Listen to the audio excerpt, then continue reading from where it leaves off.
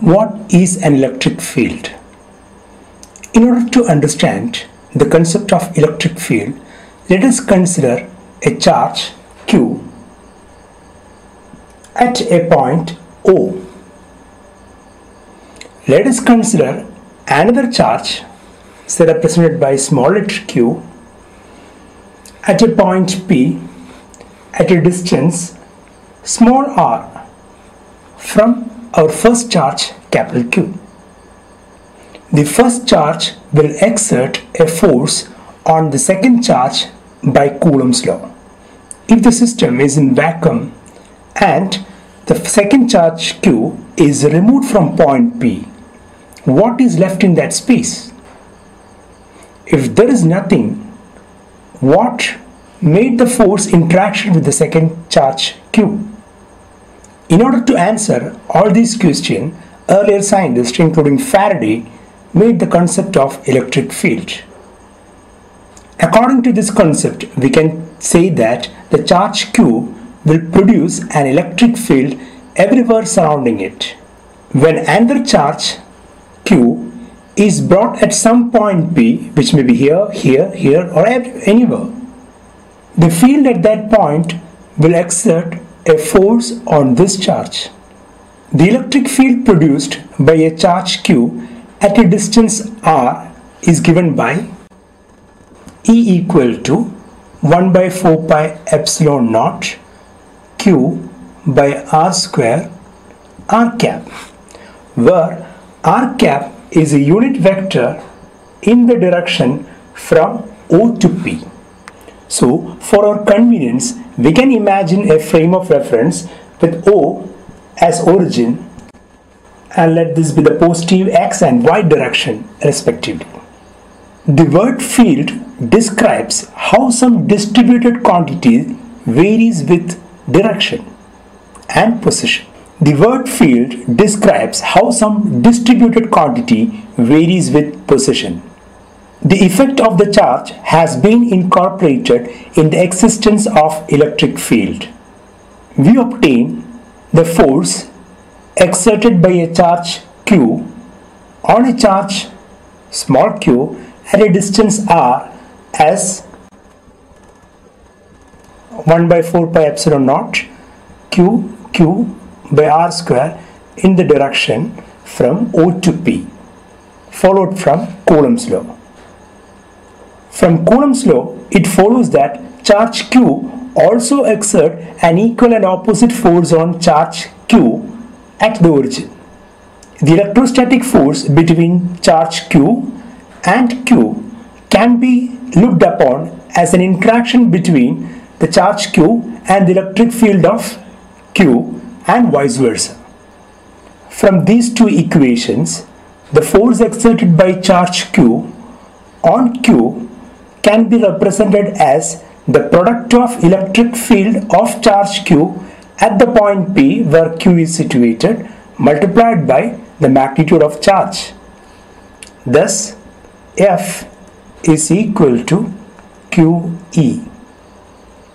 Or it follows that the force experienced by a charge Q at a distance r is equal to the electric field at the point at a distance r multiplied by the charge. This equation defines the SI unit of electric field as Newton per Coulomb. Later on in the next chapter, we'll find that an alternate unit of electric field is volt per meter. That is how we describe in terms of the potential difference and the work done. From this equation, if Q equal to 1, we can say that F is equal to E. From this we can define electric field. The electric field at a point in space due to a charge Q can be represented as the force experienced by a unit positive charge placed at that point. The charge Q, which produces an electric field, is known as a source charge, and the charge Q, which tests the effect of the charge Q, is known as a test charge. From this equation, electric field is a vector quantity with SI unit Newton per Coulomb. Now regarding the direction of electric field. For a charge Q, the electric field at point P at a distance r is defined as the force experienced by a unit positive test charge placed at that point. Now, if Q is positive, the unit positive test charge will be experiencing a repulsive force, so that it will be directed away from it. The direction of electric field will be the same as the direction of force experienced by the charge, test charge. Therefore, for a positive source charge, the direction of electric field will be away from it. And if the source charge Q is negative, then a unit positive test charge placed at the point P will be experiencing an attractive force, so the direction will be towards the charge. So if the source charge is positive, the electric field will be directed away from it, and if it is negative, the electric field will be directed towards the source charge. As we had explained that the force exerted by the source charge on the test charge will be the same as the force exerted by the test charge on the source charge according to the Coulomb's law. But we have to consider, as well, to define electric field, that Q, the source charge, is held at the same position and is unaffected by any other test charges. We had defined the electric field at a point due to a source charge. If there are more than one charge in space, and we have to define the electric field at a point due to this system of charges, we will be using the superposition principle. So let us say we are having charges Q1, Q2, Q3, etc. up to Qn at some points in space, and we have to find the electric field at a point P due to the system of charges. Then, for a point test charge placed at P, Q1 will exert a force which will be the electric field due to Q1 at P. Similarly, Q2, Q3, etc. will also exert a force on a unit positive test charge placed at P. And that defines the electric field due to Q1, Q2, Q3, etc. at the point P. So let us name it as E1, E2, E3, etc. So the net electric field at a point due to a system of charges will be the vector sum of the electric field due to all those charges at the given point. If R1, R2, R3, etc. are the distances to the given point P from the source charges Q1, Q2, Q3, etc. then the electric field at point P will be given by the vector sum of 1 by 4 pi epsilon naught Q1 by R1 square R1 cap plus 1 by 4 pi epsilon naught Q2 by R2 square R2 cap plus etc. So we can express it as a summation of Qi by Ri square, where I is from 1 to n, times 1 by 4 pi epsilon naught. What is physics without numericals? So let us discuss some applications of electric field in terms of the numerical problems. Say if it is given that a ball of mass m is suspended from at the free end of a light inextensible string whose other end is hung from a rigid support like ceiling, and this ball of mass m is given a charge q. So this charged ball is suspended by means of a string from a rigid support. Now an electric field is applied horizontally. Let the strength of the electric field be E.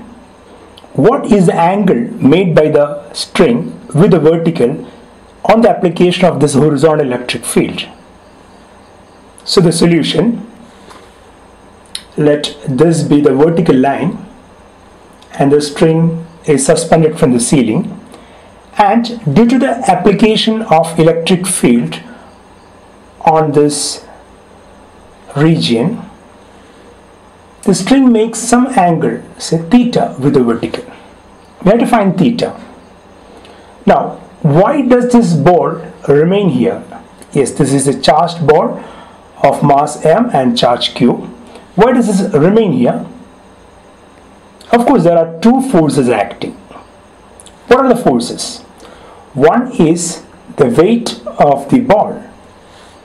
The other is the force experienced by the charged ball due to the horizontal electric field here.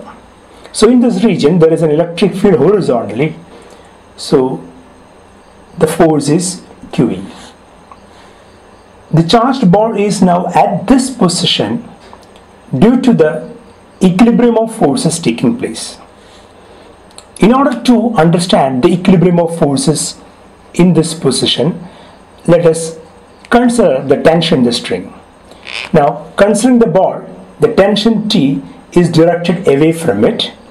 Now let us draw vertical and horizontal extending here. If this is theta, this is also theta. The cosine component of tension, which is directed vertically upwards, T cos theta, is balancing the weight, whereas the horizontally component, that is T sin theta, balances the electrostatic force experienced by the charged ball due to the applied electric field. So this is the concept of equilibrium here. Once again, the tension in the string is a force which is a vector and can be resolved into two mutually perpendicular components. As the string makes an angle theta with the vertical, extending this direction we have theta, as these two vertical lines are parallel and theta interior alternate angles, so they are equal. So resolving, T cos theta balances the weight mg, T sin theta is equal to QE. So T sin theta is equal to QE and T cos theta is equal to mg. Now dividing these two equations, T cancels, sine by cosine is tan, so tan theta is equal to QE by mg, from which we can obtain theta is equal to tan inverse QE by mg, which is the required answer. Now, how superposition principle can be applied in certain problems? So like you're having an equilateral triangle of side A, and at the corners we are having charges Q. Now we have to find the electric field at the centroid of this equilateral triangle. Yes, of course, the answer is 0. Now for those who are wondering how it is 0, the electric field at a point due to a system of charges, as discussed earlier, is given by the vector sum of all the source charges. So here the source charges are the three equal charges placed at the three corners of an equilateral triangle. The point O, where the electric field is to be found, being the centroid, are at equal distances from the three corners. So let that be R. So the force experienced by a unit positive test charge at O due to, say, the first charge will be directed away from it. Due to the second charge also will be directed away from it. Both these will be having equal magnitude, E, which will be equal to 1 by 4 pi epsilon naught Q by R square. The force experienced by the test charge at the point O due to the third charge also will be having the same magnitude E. Now, the resultant of these two electric field will be in a direction opposite to the electric field due to the third charge and has the same magnitude and will cancel. We can solve this as the angle between these two electric field is 120 degree, taking the resultant from the parallelogram law, root of e square plus 2e square cos theta. So let this be E dash is equal to root of e square plus 2e square cos 120.